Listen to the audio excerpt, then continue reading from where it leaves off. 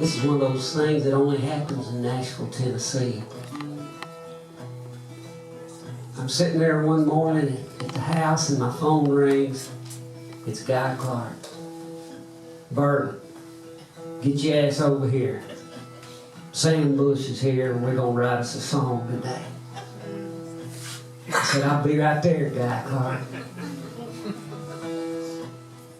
I get over there and they're already deep in conversation. Sam starts telling us about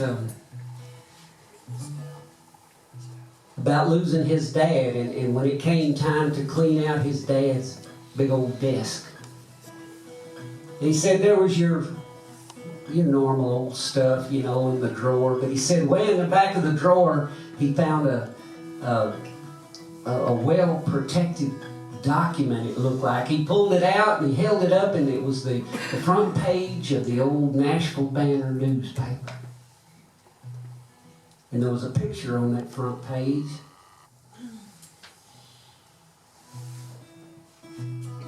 It was a picture of an auction going on. And they were selling the last of the personal belongings of one of our dear old country music friends that everybody loved around Nashville. And Sam was wondering, why in the heck did my dad save this picture? It must have really meant something to him. Guy and I looked at each other because we recognized who this was on the front page or whose belongings they were selling. And we looked at each other because we had been thinking about writing a song about this dear old guy losing his life. We both had talked about it. We thought, man, the way that happened to him, it has the makings of a classic old murder ballad. But every time we talked about it, we felt like we didn't want to disrespect the family and write a song about something that might be disrespectful or something. But that day when Sam told us about that picture and who it was, Guy and I looked at each other and nodded. Today's the day. So me and Guy and Sam Bush said,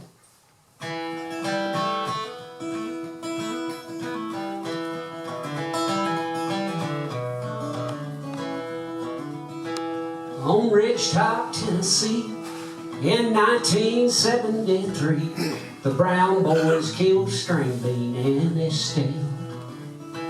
And the reason for it all is in the bib of his overall. At least that's what the Brown boys would tell. Yeah, the thieves lay in wait for hours, but things didn't go their way. It was just a simple plan to rob a banjo man, but he would not let go of his opera pay. No, he would not let go of that opera pay. Now there must have been one hell of a struggle for the cash in his bill of overalls. The Brown boys said, don't give us no trouble, String.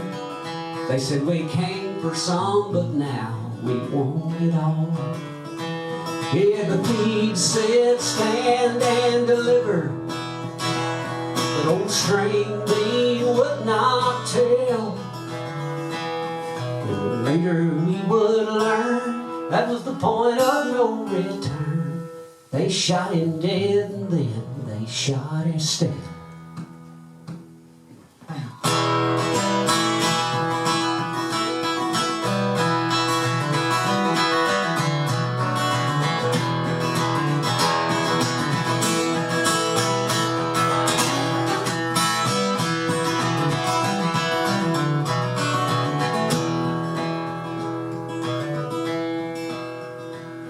It just so happened that right across the road from old Stringbean, there lived another old banjo player, another Grand Ole Opry member. He went by the name of Grandpa Jones.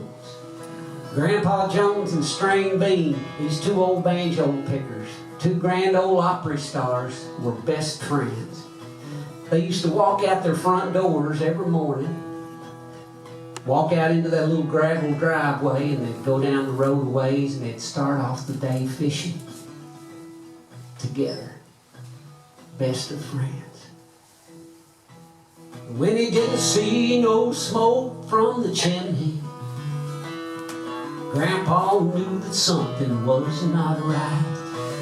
And now it's burned evermore in his memory, the picture of that dreadful, awful sight.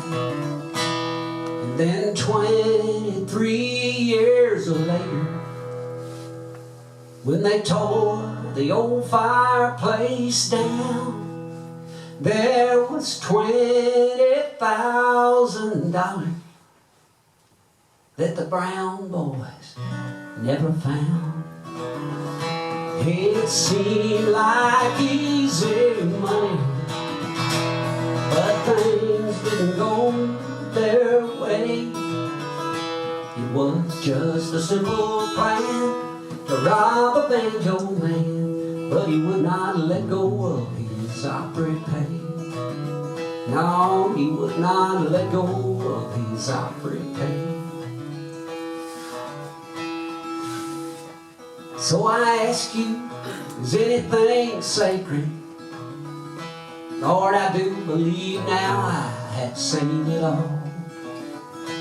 I read it in this morning's paper, where they auctioned off old strings overalls.